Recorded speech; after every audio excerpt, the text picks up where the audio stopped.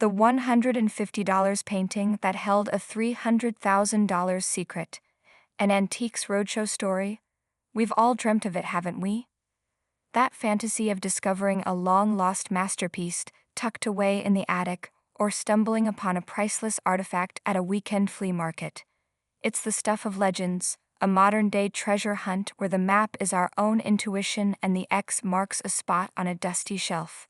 For most of us, it remains just that, a dream. But for one woman who wandered into an Antiques Roadshow taping in Albuquerque back in 2014, that dream exploded into a breathtaking reality, all thanks to a painting she'd adored for half a century. Since it first graced our screens in 1979, Antiques Roadshow has become more than just a television program.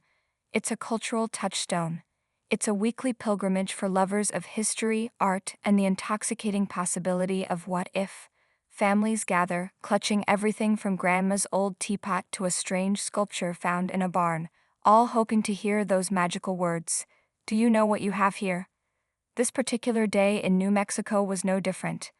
The air buzzed with anticipation as hopeful guests waited in line, but one woman carried something special, not just a painting but a lifetime of memories framed and under glass. She approached the painting specialist, her eyes alight with the quiet confidence of someone who is there not for evaluation, but to share the story of a dear old friend. Her journey with the artwork began decades earlier, in a chapter of her life that felt like a movie script itself. It was 1953, she began, her voice warm with nostalgia. I was doing my junior year abroad in Madrid, Spain. You could almost see the sun-drenched Spanish streets in her eyes as she spoke. My apartment was right near the Joaquin Sorolla Museum. For anyone who loves art, that name is electric. Joaquin Sorolla, the Spanish master of light, a painter who could capture the shimmer of the sun on water and the glow of life itself. The guest had fallen head over heels for his work, mesmerized by his ability to make a canvas feel alive. This experience wasn't just a college memory, it fundamentally shaped her artistic taste. Later, she continued, I moved to Cambridge with my first husband, whom I had met in Spain. Her life continued to be a tapestry of incredible experiences. It was there in a gallery that she saw it. A painting that stopped her in her tracks. We found some of Jane Peterson's work, and I just fell in love with this piece because it reminded me so much of Sorolla, of that light. The connection was instant, a gut feeling that this was something special. It wasn't about the artist's name or its potential value. It was a purely emotional pull, a link back to her sunlit days in Madrid. So I bought it, she said with a simple finality, and I've lived with her for almost 50 years. The expert listened intently, a knowing smile playing on her lips. She recognized that the guest's intuition was more astute than she could possibly imagine.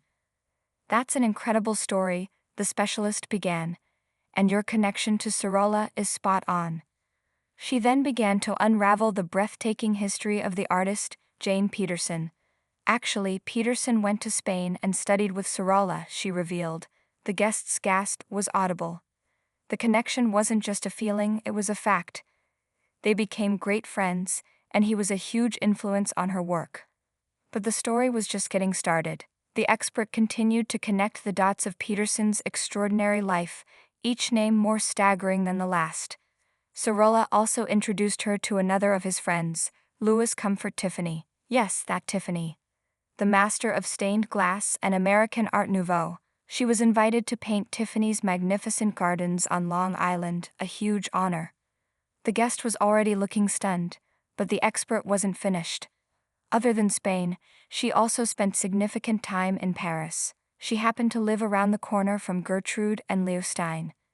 The Stein Salon was the undisputed epicenter of the modernist art world, a gathering place for the geniuses who would redefine art in the 20th century. And yes, the expert confirmed, they in turn introduced her to their friends, Picasso, Cézanne, and Matisse. The air grew thick with the weight of this history. This wasn't just a beautiful painting, it was a historical artifact, a silent witness to a golden age of art, created by a woman who walked among giants. The conversation then turned to the painting itself. A portrait of a woman, gazing wistfully into the distance, a letter in her hand. This piece is called The Answer, the expert announced, and it's very mysterious. The owner, who had spent 5 decades crafting her own narratives for the piece, shared her personal theory. I always wondered, she mused. Maybe she was writing a Dear John letter, or maybe she had just received one. I love the title, and it's that.